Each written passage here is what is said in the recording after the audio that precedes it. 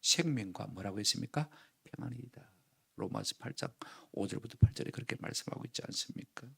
여러분, 다윗은요, 그 생각하는 것이 참 존귀한 사람이었습니다. 우리는 시키는 것도 안 하는데, 이 다윗은 받은 바 은혜가 너무 감사해서 내게 주신 하나님의 은혜를 무엇으로 보답할까 생각하다가 하나님께서 식기도 않은 성전 건축을 해드리겠다 마음에 작정했습니다.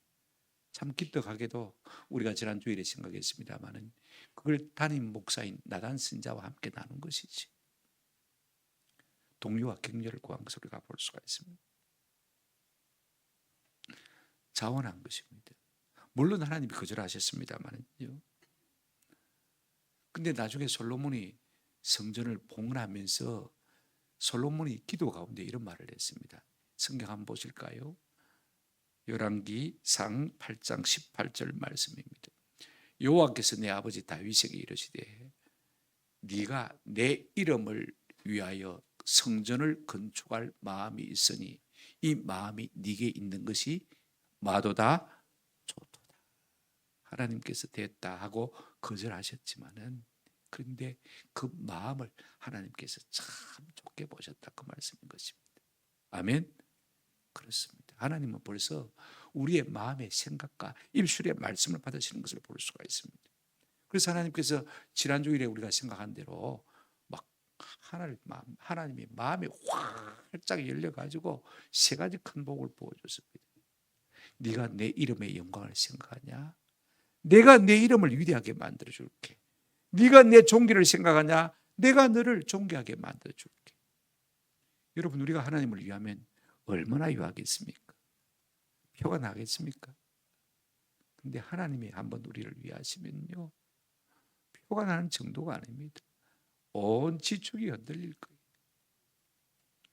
하나님이 들어 세우는 자를 누가 끌어내릴 수가 있겠습니까? 아무도 감당 못하는 것입니다. 오늘 우리 모두에게 이런 은혜가 있기를 주님의 이름으로 축원합니다. 두 번째가 뭐예요? 내가 평강을 주겠다고 했습니다. 네가 왕이니까 네 나라에도 평강을 주겠다고 했습니다. 여러분, 왕의 자리가요, 절대로 평안한 자리가 아닙니다. 가시방석입니다. 조그마한 사장을 해도 한 달이 얼마나 금방금방 다가오는데, 월급 챙겨주려면요, 빚쟁이 마음이 쉽지가 않습니다. 조그마한 회사 사장이라도 하물며 나라를 운영하는데 어떻게 마음이 편하겠습니까? 우리 교회가 평안하지 못하면 목사인 저가 평안하겠습니까? 여러분의 집안이 편치 못한데 여러분이 평안하시겠습니까? 근데 하나님이 평안을 주시면요, 그 어떤 사람도 흔들 자가 없는 것입니다. 아멘. 그래서 하나님이 평안을 주겠다고 했습니다. 세 번째 약속이 무엇입니까? 너와 내 집을 내가 영원히 견고하게 하겠다고 했습니다. 네가 내 집을 짓겠다고 했냐? 그러면 나는 네 가문을 세워줄게.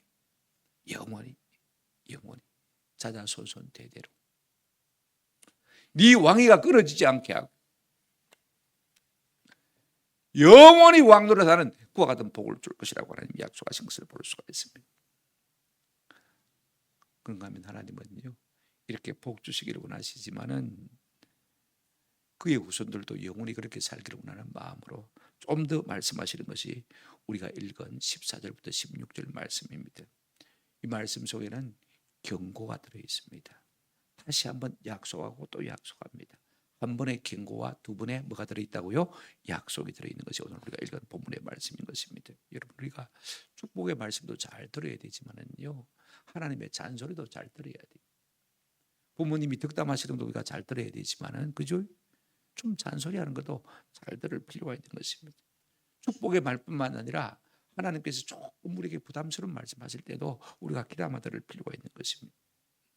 오늘 이 말씀을 우리가 좀 구체적으로 생각하시면서 은혜와 도전을 받았으면 좋겠다 싶은 생각이 듭니다. 첫 번째로, 다윗의 후손이라도 하나님은요, 죄를 범하면, 보세요, 14절 한번 보시길 바랍니다. 나는 그에게 아버지가 되고 그는 내게 아들이 되리니 그가 만일 죄를 범하면 내가 사람의 매와 그 다음에 뭐로 인생 채찍으로 징계하겠다 약속하고 있는 것을 볼 수가 있습니다.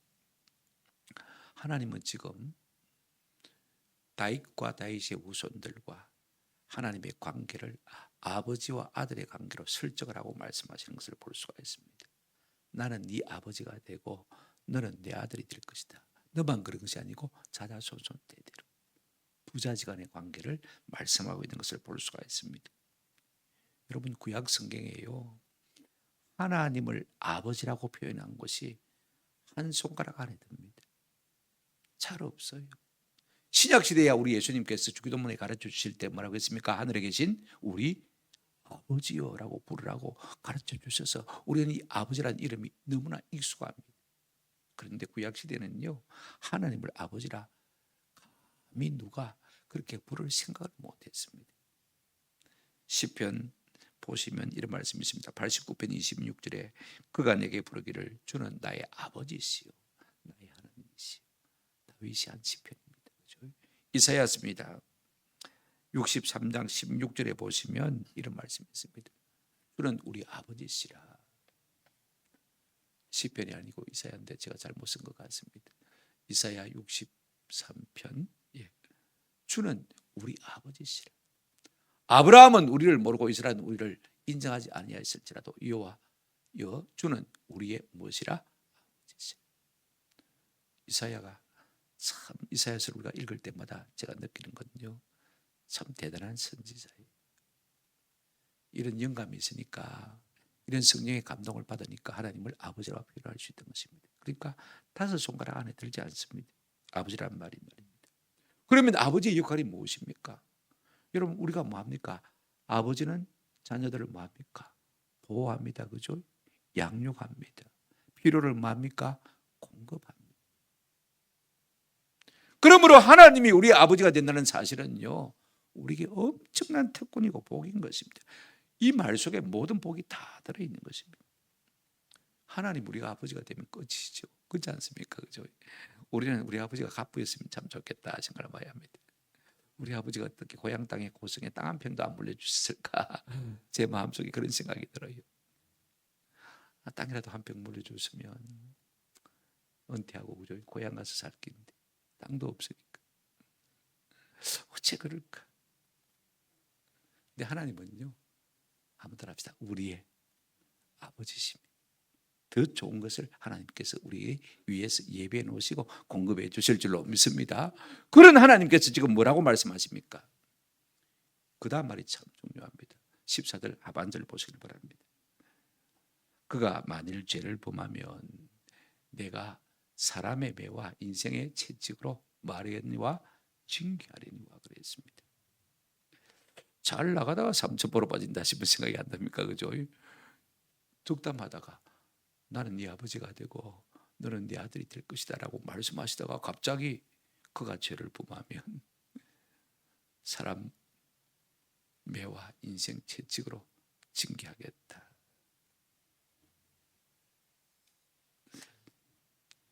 이는 하나님의 염려입니다.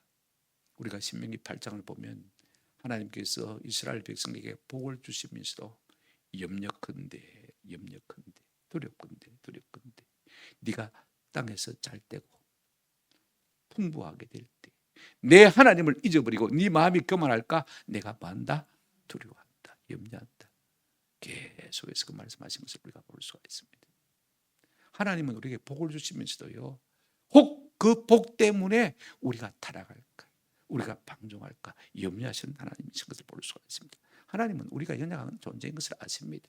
그래서 뭐라고 말씀하고 있습니까? 그가 만일 죄를 범하면 내가 사람의 매와 인생의 채찍으로 막겠다, 징계하겠다. 당연히 그래야 되죠.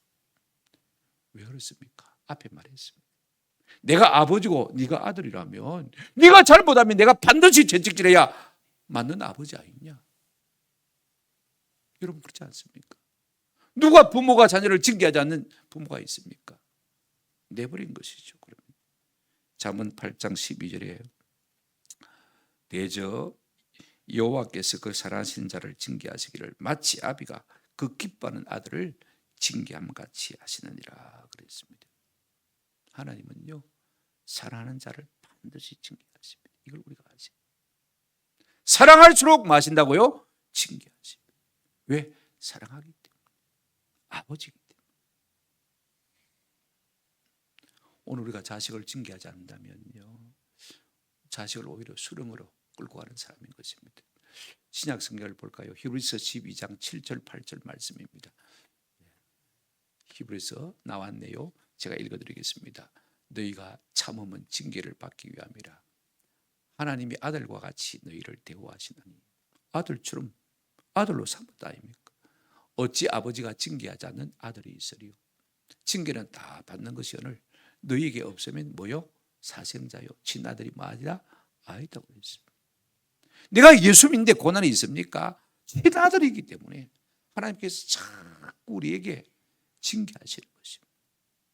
그래서 하나님을 닮은 형상으로 화하도록 우리를 그렇게 끌고 가시는 것입니다. 몰아가시는 것입니다.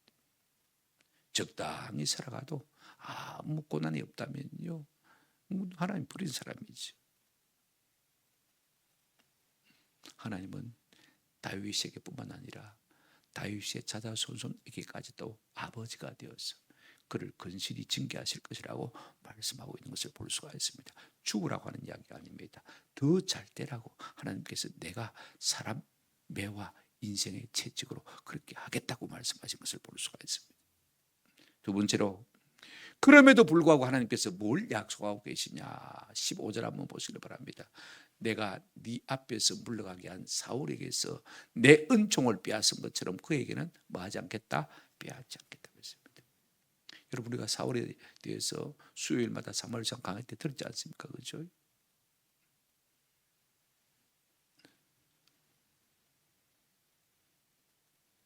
무더니도 하나님의 말씀을 듣지 않는 왕이었습니다.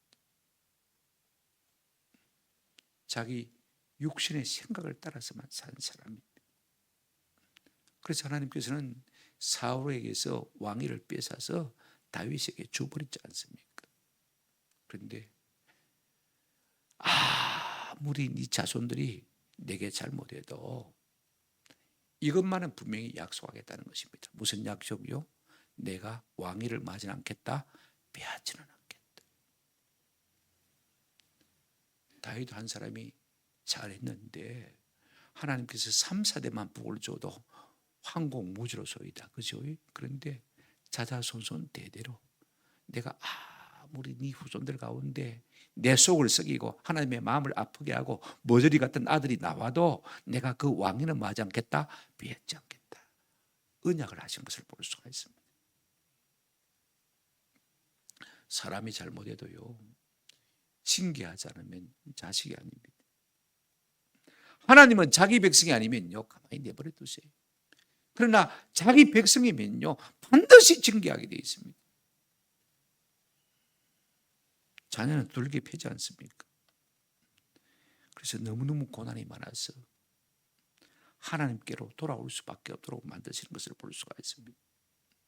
여러분, 솔로몬은요, 다윗의 아들입니다. 그죠? 나중에 왕이 되었는데 하나님께서 솔로몬도 범죄할 것을 알고 계십니다.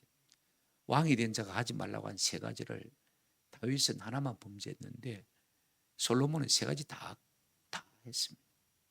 아내를 많이 두지 말라고 했는데 솔로몬은 처첩을 1000명이나 두었습니다. 그죠? 한번 보세요, 성경. 애굽에서 말을 많이 사오지 말라고 했습니다.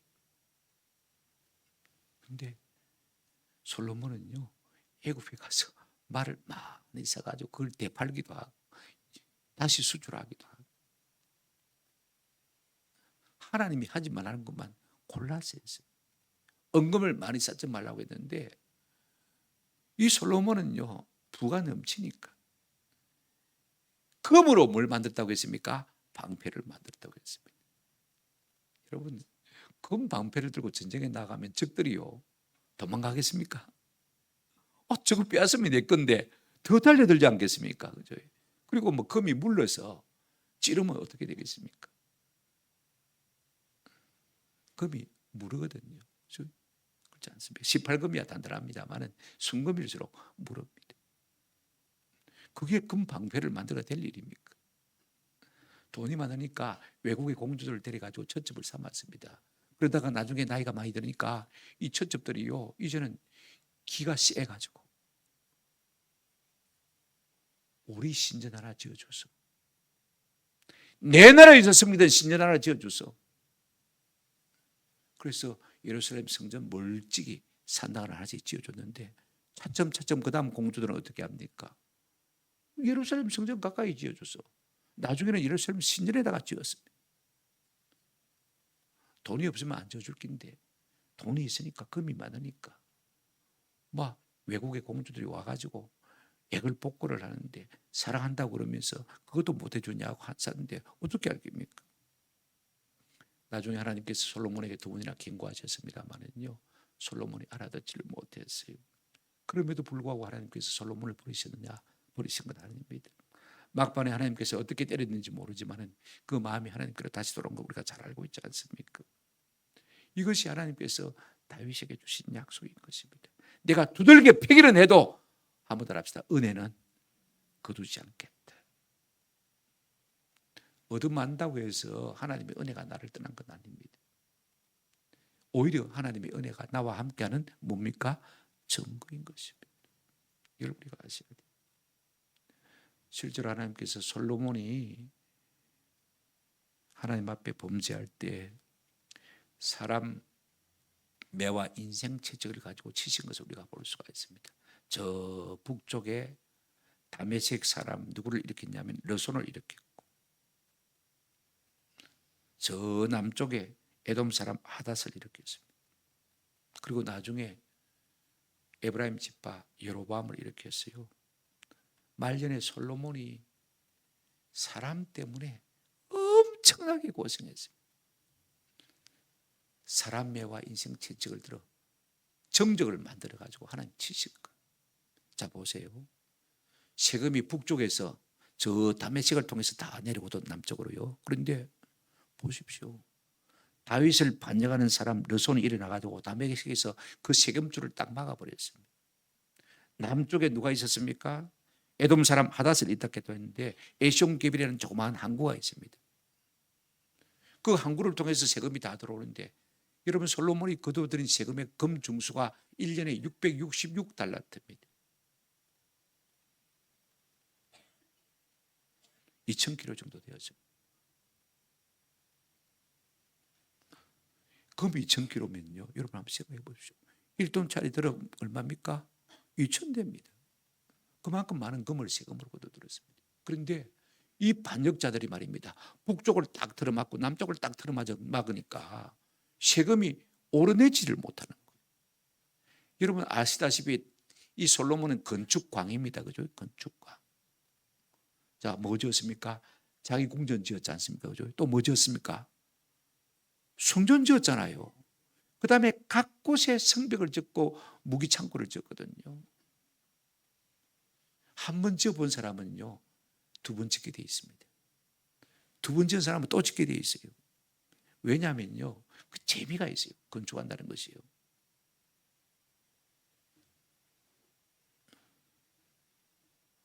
저는 제가 안 지어도요, 유튜브에 타이니하우스만 제가 보는데 10평도 안 되는 집 있잖아요. 그죠? 이야, 오목조목하게 어떻게 그렇게 사람들이 참 머리 좋게 그 작은 공간에다가 필요한 거 다 엮고 하는지 참 신기해요. 나도 저거 한번 지어보고 싶다 싶은 생각이 들어요. 우리 이명박 대통령 뭐 현대건설사 사장 아니었습니까? 우리나라 토목공사 한다고, 그죠? 지어본 사람은 짓는 재미를 압니다. 그런데 여러분, 세금을 가지고 지어야 되는데, 그죠? 외국에서 세금이 들어와야 건축공사비를 조달할 거 아닙니까? 그죠? 양쪽에서 딱 틀어막고 있으니까 세금이 안 모이는 거예요. 그러니까 백성들에게 할 수 없이 세금을 부과하니까 백성들의 불평이 심해지는 것을 볼 수가 있습니다. 전에는 이스라엘 사람들은요, 강제노동 안 했습니다. 아무리 큰 공사를 해도요, 감동만 됐어요. 외국 노동자들이 다 와서 했거든요. 그런데 줄 돈이 없으니까 외국 노동자를 사올 수가 없는 거예요. 이스라엘 백성들이 하게 되는 것이죠. 그러니까 백성들의 마음에 불평이 많이 섞였습니다. 솔로몬 때까지는 뭐 겨우 참고 넘어갔어요. 그 아들 로보암이 왕이 되었을 때 백성들이 여로보암을 세워서 어떻게 했습니까? 세금 좀 낮춰라. 그랬더니 로보암이 자기 또래 젊은 신하들하고만 의논을 하고 말입니다. 내 새끼 손가락이 우리 아버지 솔로몬 허리보다 굵대. 시끄럽다 마. 나는 정갈로 징치할 기다. 강제로 폭정을 행했더니 말입니다. 여로보암이 나라를 두 쪽 내서 옮겨가 버렸습니다. 10지파가 로보암을 반정하고 남유다 겨우 2지파만 남았어요. 참 신기합니다. 하나님께서는요, 언약하신 대로 솔로몬이 그렇게 하나님의 마음을 섭하게 만들어 우리 같으면 달랑 잘라버리겠는데, 그죠? 그래도 2지파는 남겨두고 가지고 유다 지파를 명맥을 유지하게 만드는 것을 볼 수가 있습니다. 참 대단하신 분이 은총을 다 거두고 가지는 않았단 말씀인 것입니다.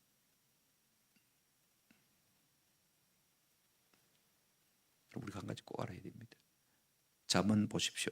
16장 7절 말씀해 보시면 사람의 행위가 여호와를 기쁘시게 하면 그 사람의 원수라도 그와 더불어 만다 화목한다. 저는 이 말씀을 제 말씀으로 붙들고 있습니다. 목회를 하다 보면 사방의 대적들이 일합니다. 그렇지 않습니까? 아무것도 아닌 것 갖고 잡아 흔들려고 하는 일들이 비일비재하게 일어납니다. 저는 그때마다 이 말씀을 붙들려요. 내가 내 삶의 행위를 바르게 하면 하나님께서 그 사람의 뭐라도 원수라도 그와 더불어 마게 하신다, 화목하게 하신다. 내 주변이라는 모든 대적들은 하나님이 나를 위해서 일으킨 사람 막대기, 인생 채찍인 줄 믿으시기를 바랍니다. 내가 부족하기 때문에, 내가 하나님 앞에 불순종하는 것이 있기 때문에 사람들이 나를 대적하고 나서는 것이지 그들이 공연히 그렇게 하는 것은 아닙니다. 그들을 통해서 하나님께서 나를 일깨우는 것.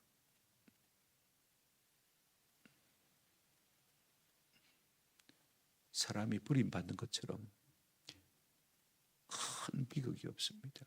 제가 늘 말씀드리지만은 버림받는 상처야말로 인류의 가장 오래된 상처입니다. 아담 하와가 범죄했을 때 하나님 앞에 버림받잖아요. 그죠? 에덴 동산에서 쫓겨나지 않습니까? 이 근원적인 상처가 우리 인간에게 원죄로 흐르고 있습니다. 시편에 보면 여호와여 나를 버리지 마소서, 여호와여 나를 버리지 마소서 하고 간구한 곳이 제법 많이 나오는 것을 볼 수가 있습니다. 고난 가운데 있을 때, 질병 가운데 있을 때, 특별히 나이가 들었을 때, 특별히 질병 가운데 있을 때, 그죠? 사람들은 하나님 나를 버리셨나 싶은 생각이 들 때가 참 많은 것입니다. 다윗도 그렇게 기도했습니다. 시편 보실까요? 제가 좋아하는 시편입니다. 71편 9절 18절 보십시오. 늙을 때 나를 버리지 마시며 내 힘이 쇠약할 때 나를 버리지 마소서. 노년이 되어지면요, 마음의 외로움, 슬픔, 열등감들이 그냥 폼물 터진 것처럼 밀려오기 시작합니다. 아이고 젊음이 배설이 돼. 젊음이 배설이 돼. 젊은 사람들을 보면 열등감을 느끼는 거. 나이 든 사람을 아무도 인정을 안 해주니까 점점 무시하니까. 그러니까 하나님 앞에서도 버림받은 것 같은 느낌이 드는 거예요. 그 다음 보실까요? 18절. 하나님이여 내가 늙어 백발이 될 때에도 나를 마지 마시며 버리지 마시며.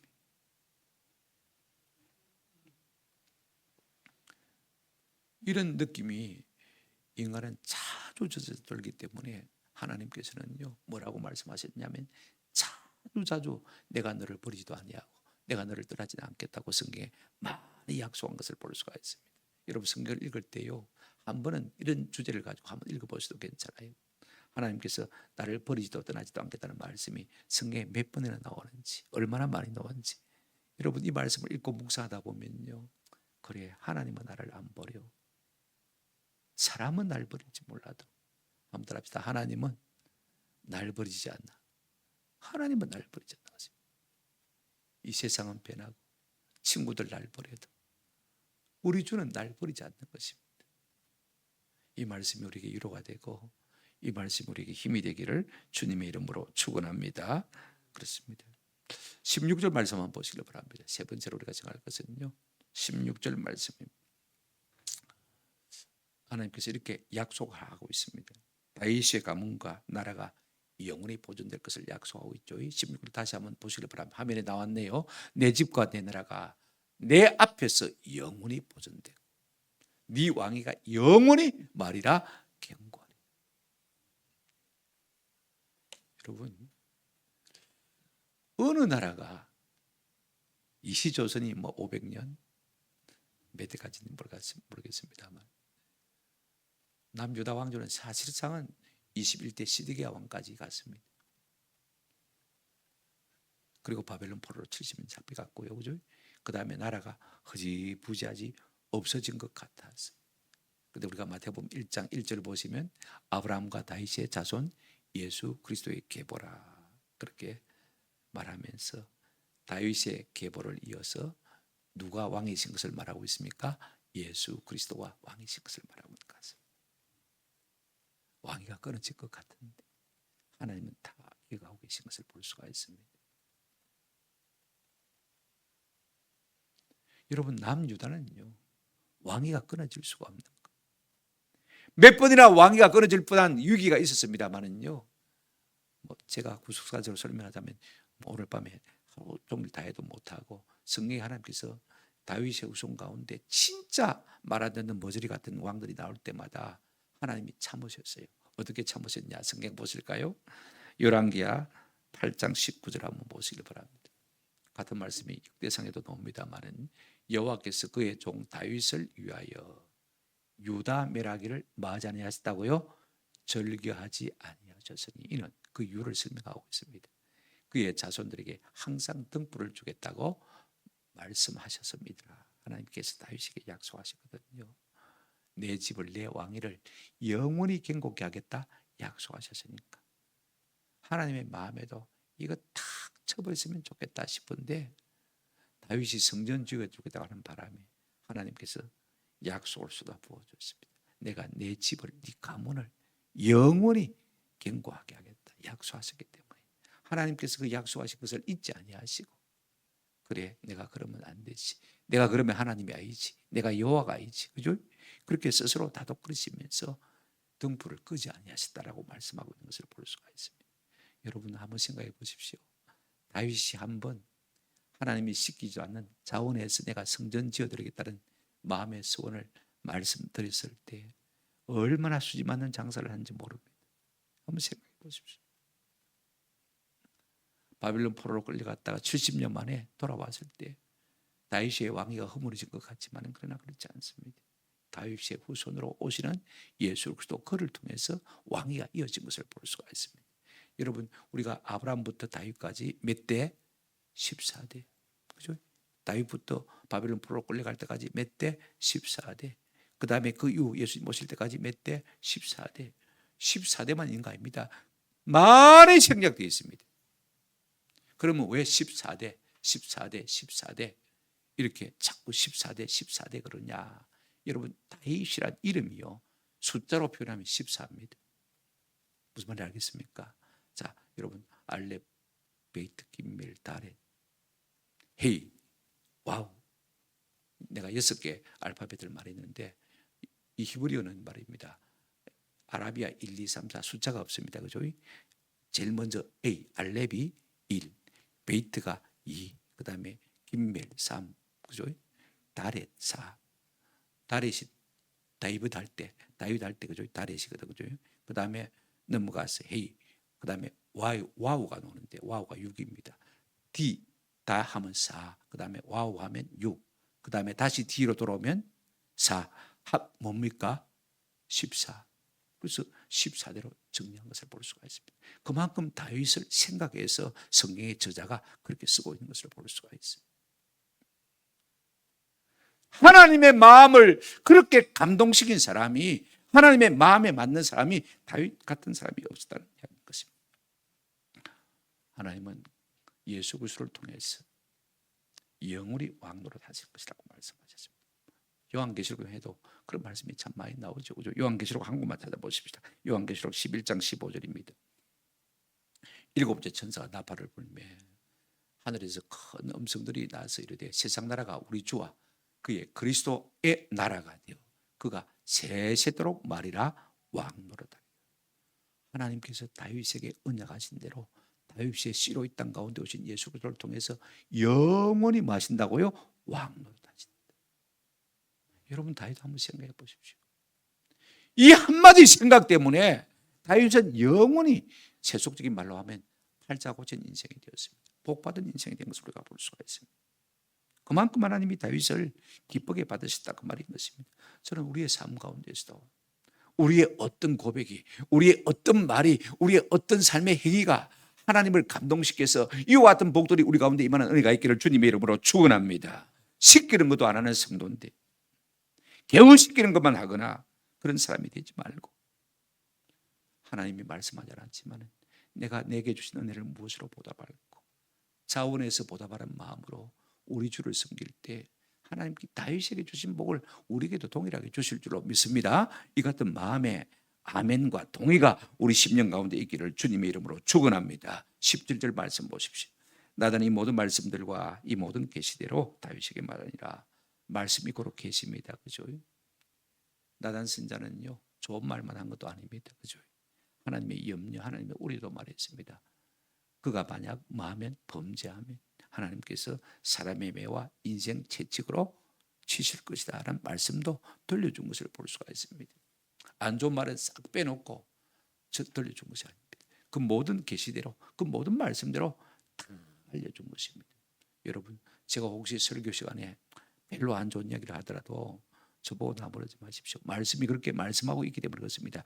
진들 그렇게 사나 저도 그렇게 못 살아요. 그러나 하나님의 말씀이 뭐하고 있습니까? 말씀하고 있기 때문에 제대로 전하지 않을 수가 없는 것입니다. 그러면 내가 삭공이 되죠. 좋은 메신저가 될 수 없죠. 나는 부족해도 그죠? 하나님 말씀하셨으면 그대로 전할 수밖에 없는 것이 말씀 전하는 메신저 아닙니까? 근데 우리 마음속에 한 가지 의문이 남습니다. 그러면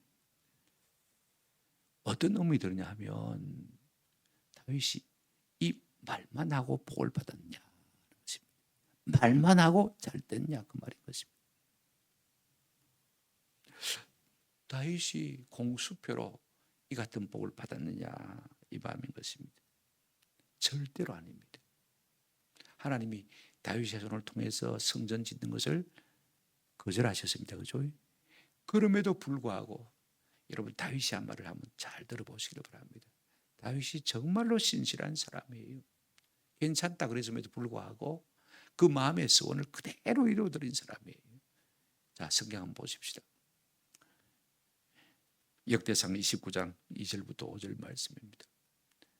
다윗이 솔로몬에게 이 말을 했습니다. 내가 다윗이죠. 이미 내 하나님의 성전을 위하여, 자기가 지을 것도 아닌데 하나님의 성전을 위하여 힘을 다하여 뭐 했다고요? 준비했다. 곧 기구를 만들 금과 은과 녹과 철과 나무와 만호와 가공할 금은 보석과 채석과 다른 모든 보석과 옥돌이 매우 많으며 성전을 위하여 준비한 바 이 모든 것 외에도 내 마음에 내 하나님의 성전을 마음으로 사모함으로, 자기 손으로는 짓지를 못하지만 하나님의 성전을 사모해서 일생 동안 최선을 다해서 성전 건축을 위해서 준비했습니다. 그래서 어떻게 했습니까? 내가 내 사유한 금, 은으로 내 하나님의 성전을 위하여 뭐 했노니? 드렸노니. 자기가 질 것도 아닌데 지금 솔로몬에게 지금 그 이야기를 하고 있는 것을 볼 수가 있습니다. 그래서 어떻게 드렸다고 했습니까? 금, 오빌의 금 3,000달란트. 오빌의 금은 금 중의 금입니다. 그죠? 3,000달란트면요, 제가 1돈 트럭 3,400대분이라고 말씀드렸죠. 그죠? 엄청난 금입니다. 수는 7,000달란트. 그래서 모든 성전의 벽에 다 입히라고 했습니다. 금과 은으로 하나님 앞에 섬길 때 쓰는 그릇을 만들고. 그런데 이걸 억지로 인쇄가 마음으로 들었냐 그렇게 말하고 있지 않습니다. 오늘 누가 절거이 손에 채워 여호와께 드리겠느냐? 그는 절거이 하나님께 드렸다는 것입니다. 어떻게 이와 같은 많은 재산을 다윗이 다 하나님 앞에 쏟아부을 수 있었냐? 여러분 간단합니다. 다윗이 가는 곳마다 뭐 했습니까? 전쟁에서 이겼다고 했습니다. 여호와께서 다윗이 가는 곳마다 이기게 하셨느니라 그렇게 말씀하셨습니다. 내가 내 실력으로 이긴 것이 아님을 압니다. 그래서 전리품을 거두 오는 대로 다 하나님의 성전을 짓는 일에 내가 써도 되지만은 하나님의 성전을 짓는 일에 그가 자신 것을 다 드린 것을 볼 수가 있습니다. 그래서 역대상 29장 14절에 이렇게 말하고 있습니다. 나와 내 백성이 무엇이기에 이처럼 즐거운 마음으로 드릴 힘이 있었나이까. 모든 것이 주께로부터 말미암았사오니 우리가 주의 손에서 받은 것으로 주께 드렸을 뿐이다. 하나도 주님이 안 주신 것 없다는 것입니다. 주님이 주시니까 내가 드린 것이지 내가 스스로 만들어내서 드린 것이 하나도 없다는 것입니다. 여러분 그렇지 않습니까? 우리가 건강, 직장 모든 것 하나님 다 주신 것입니다. 지혜와 능력 하나님 다 주신 것입니다. 그죠? 그러니까 하나님께서 불을 주시고 그걸 가지고 하나님 앞에 드렸다 그 말인 것입니다. 말만 했는데 하나님께서 그와 같은 복을 주셨을까? 아닙니다. 그럼 말한 대로 뭐 했습니까? 그렇게 살았다 그 말씀인 것입니다. 저는 여수 애양원을 한 20년 전에 한번 처음 갔죠. 그때는 잘 몰랐어요. 두 번째 우리 전도하고 갔을 때 제가 충격을 받았습니다. 손양원 목사 성교기념관 끄트머리에 손양원 목사님이 그 아들 동인이 동신이 장례를 한 그 다음 주일에 드린 감사 예물 봉투가 있어요. 강국사님 인터넷에 찾을 수 있으면 한번 찾았으면 참 좋겠다 싶은데 손양원 목사 감사헌금 봉투 한번 검색해 보시면요. 제가 옛날 카폰에다가 사진을 몇 장 찍어놨는데 찾을 수가 없어서 포기를 했습니다만 인터넷에 보니까 있긴 있더라고. 조금 희미하게 나와서 그런데 하얀 종이 봉투에다가 쓴 걸 제가 봤습니다. 두 순교자의 아비 손양원 목사 이렇게 하고 하나님께 드립니다. 한자로 1만 원. 야 그렇게 썼어요. 1만 원 드립니다. 손양원 목사님이 자기 아들 동인이 동신이 장례를 마쳤지 않습니까? 48년 10월 27일입니다. 그때 주일 예배 때 교회 내릴 때 10가지 감사를 드렸어요. 제가 간단하게 말씀드리겠습니다. 나 같은 혈동에서 순교의 자식들이 나오게 하신 것 첫 번째 감사. 둘째 허다한 많은 성도 중에서 어찌 이런 보배들을 하필 내게 주셨는지 감사. 셋째 삼남 삼녀 중에서 가장 아름다운 두 아들 동인이와 동신이 장자와 차자를 하나님께 바친 것 하신 것 감사. 넷째 하나들의 순교도 귀하다가는 하물며 두 아들의 순교일이 하나님 감사. 다섯째 예수 믿다가 누워 죽는 것도 건복이라 하셨거든. 전도하다가 총살 순교당한 감사. 여섯째 미국 유학 가려고 준비하던 내 아들 미국보다 더 좋은 어디 갔으니 천국 갔으니 감사. 일곱째 나의 사랑하는 두 아들을 총살한 원수를 해결시켜서 내 아들로 삼고자 하는 사랑의 마음을 주신 것 감사. 참 완전히 사람이 아니지. 여덟 번째 내 두 아들의 순교로 말미암아 무수한 천국의 아들들이 생겨날 것을 믿어지니 감사. 아홉째 이 역경 중에서 이상 8가지 진리와 하나님의 사랑을 찾는 기쁜 마음 여유 있는 믿음을 주신 예수 그리스도께 감사. 그 10번째 나의 분수에 넘치는 과분한 큰 복을 내려주신 하나님께 감사. 이 일들이 이렇게 말하고 있습니다. 끝이 악거니 옛날 내 아버지 내 어머니가 새벽마다 부르짖던 수십 년간의 눈물로 이루어진 기도의 결정. 손양원 목사님 부모님도 저 함한 사람 아닙니까? 그죠? 함한 칠곡이죠. 예. 얼마나 예수를 잘 믿었는지. 새벽마다 그 어머니 아버지가 부르짖던 그 결과로 두 아들의 순교자가 생겨난 것 감사. 애양원 식구들 나 환자들 아닙니까? 한센시병 환자들이 23년 동안 그 교회를 섬겼는데 눈물로 우리 가정을 위해서 기도해 준 결과라고 그들에게 감사를 돌리고 있는 것을 우리가 볼 수가 있습니다. 그런데 말로만 감사한 게 아니에요. 제가 좀 1만 원 뭐 했다고요? 감사한 것들 했다고 했습니다. 그 당시에 회계장부를 보면 손양원 목사님 한 달 생활비 사례비가 80원. 1년 하면 얼마예요? 1,000원. 만 원이면 얼마요? 안 쓰고 10년을 모아야 만 원이 됩니다. 적은 돈입니까? 많은 돈입니까? 우리가 우리의 월급을 10년치 안 쓰고 모아야 만 원이 되는 거죠. 그 많은 돈을 두 아들 순교가 난 다음에 하나님 앞에 감사 예물로 드렸어요. 그 많은 돈이 어디서 나왔건데. 역사가들은 이렇게 추측하고 있습니다. 두 아들 순교하고 죽었을 때 부조돈이었을 것이다. 얼마나 많은 사람들이 눈물로 그저 동참을 했겠습니까? 이런 이유는 그렇게 동참해서 얼마가 모였다고요? 10,000원이 모였을 것이다. 어떤 사람은 미국에 있는 우리 손양원 목사님 누님이 아들 동인이 동실이 유학 보내라고 해서 유학 보낼 준비를 하고 있었거든요. 그러니까 배삭일 거다. 배삭도 포함되었을 것이다. 교회 사가들이 그렇게 평가하고 있는 것을 볼 수가 있습니다. 그만큼 자신의 것을 뭐 했습니까? 다 드렸단 말인 것입니다. 우리 옛날 성도들은 손양원 목사님 사랑의 원자탄 하면 모르는 분들이 없어요. 요즘 사람들 안 읽잖아요. 그죠? 여러분 혹시 서점에 가면 옛날판이 있을지 모르겠습니다. 사랑의 원자탄 손양원 목사님. 우리 어머님이 밤새 울면서 읽으시더라고.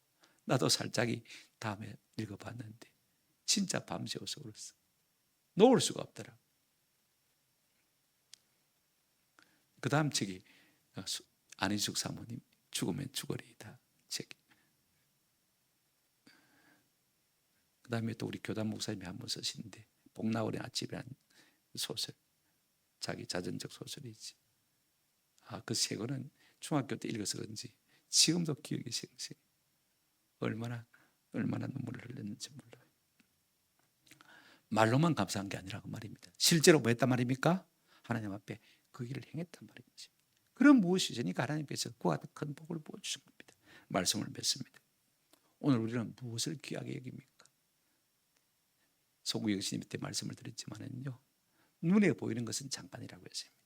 눈에 보이지 않는 것이 뭐라고 했습니까? 실제고 영원한 것이라고 말씀드렸습니다. 오늘 우리의 소망이 어디에 있습니까? 우리는 이 땅의 소망이 있습니까? 아니면 저 영원한 나라의 소망이 있습니까? 우리의 신앙의 선조들은요, 먼 하늘 이상한 구름만 떠도 행년 안에 주님 오시는가에 그만큼 마음이 민감했습니다.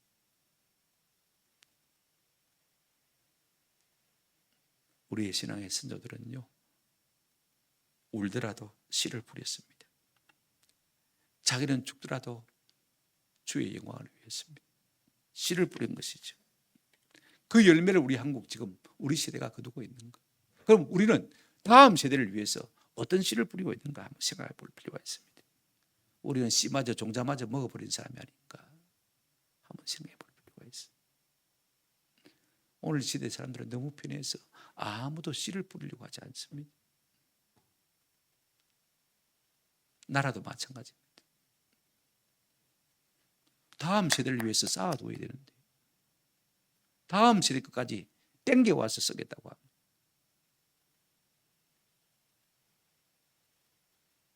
여러분, 세상에 공짜 없습니다. 반드시 대가를 치르게 되죠. 내가 자식들 거 먹었으면요, 자식들이 굶주릴 수밖에 없는 것입니다. 우리가 좀 기도하십시다. 우리의 삶 가운데 다윗의 자원하는 마음을 좀 주옵소서. 겨우 시키는 것만 하는 인생이 아니라 하나님이 내게 주신 은혜를 무엇으로 보답할까? 좀 자발적인 자세로 주님 앞에 빚 갚는 심령으로 남은 생애를 살아드리는 은혜가 있기를 주님의 이름으로 축원합니다. 자원하는 심정, 하나님께서 그 다윗의 마음을 보시고 이는 내 마음에 맞는 자라고 말씀하셨습니다. 우리가 하나님의 마음을 시원케 함으로 이 같은 은혜가 있기를 주님의 이름으로 축원합니다. 아멘. 317장 찬송 부르고 우리 좀 기도하고, 우리 강 목사님 지난 주일날 띄웠던 대청년부 위한 기도 제목 좀 미리 준비해 주십시오. 317장 찬송입니다.